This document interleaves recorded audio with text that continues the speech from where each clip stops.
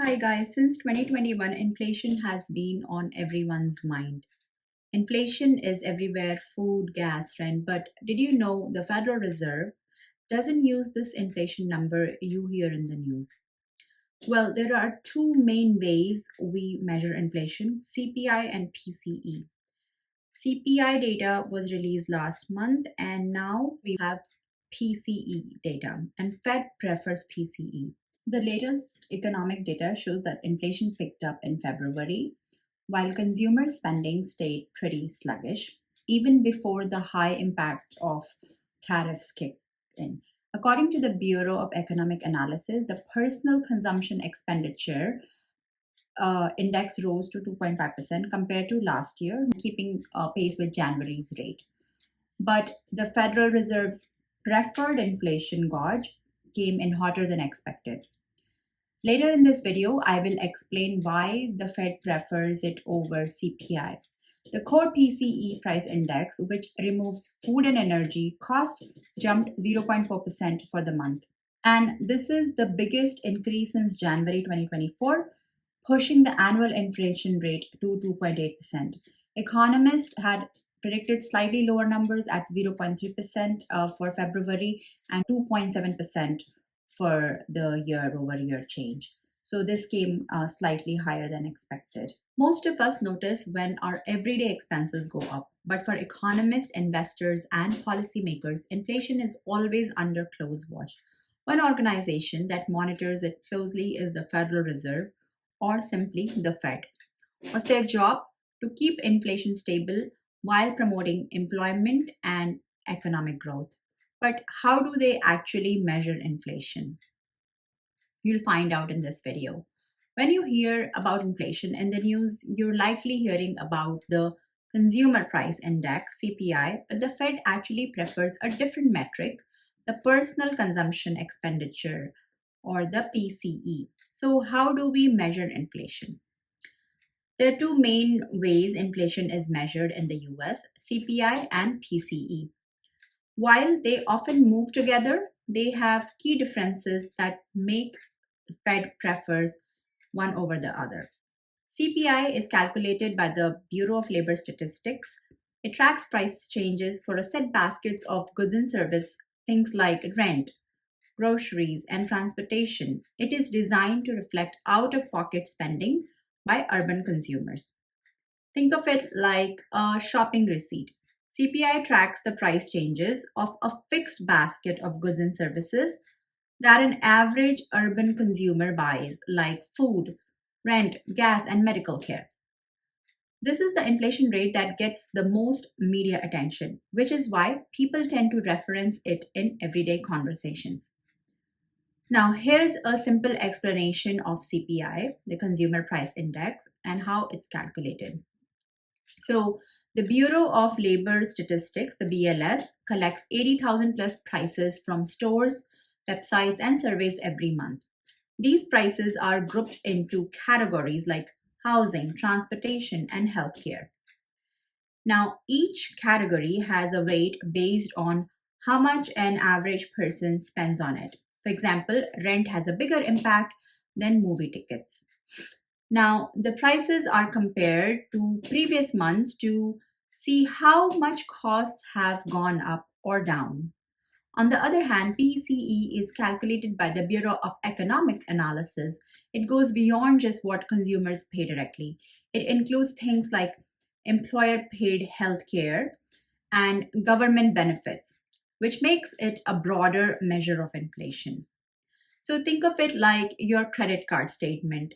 PCE tracks everything household spends money on, including purchases made on their behalf, like employer paid healthcare insurance. This is also Fed's preferred measure of inflation, and I will explain why is that the case in just a bit. Let's first understand how PCE, Personal Consumption Expenditure Price Index, is calculated. So the Bureau of Economic Analysis gets data from businesses, government agencies, and banks to track spending habits. It includes both out of pocket expenses like groceries and third party payments like Medicare covering a doctor's visit. The data is updated frequently to reflect changes in what people buy, making it more flexible than CPI. So, to note the key differences in simple terms, CPI tracks fixed spending habits based on direct consumer purchases. PCE tracks changing spending habits and includes indirect expenses like employer paid benefits. So, why does the Fed prefer PCE over CPI? Well, it comes down to the three key differences. First is methodology. CPI uses a fixed basket of goods, meaning if beef prices go up, CPI still assumes people are buying the same amount. But PCE adjusts for substitution bias. It assumes people might switch to chicken instead, making it a more flexible measure. The PCE uses a chain weighting method that reflects the changing composition of spending, thereby avoiding some of the upward bias which is associated with the fixed nature of CPI. Additionally, PCE incorporates newly available information and improvement in measurement techniques, which gives it a more consistent and accurate series over time. The second is weighting. CPI updates its weighting annually, while PCE does it monthly. This means PCE reacts more quickly to changes in consumer spending habits. Unlike the CPI, which uses fixed expenditure weights updated periodically, the PCE employs a flexible weighting system that adjusts more frequently to reflect changes in consumer behavior and preferences. Now, this allows the PCE to account for shifts such as consumers substituting products in response to price changes. The third reason is the scope. CPI only tracks spending in urban areas, while PCE includes rural consumers, nonprofits, and even government spending. That makes PCE a more comprehensive view of the economy.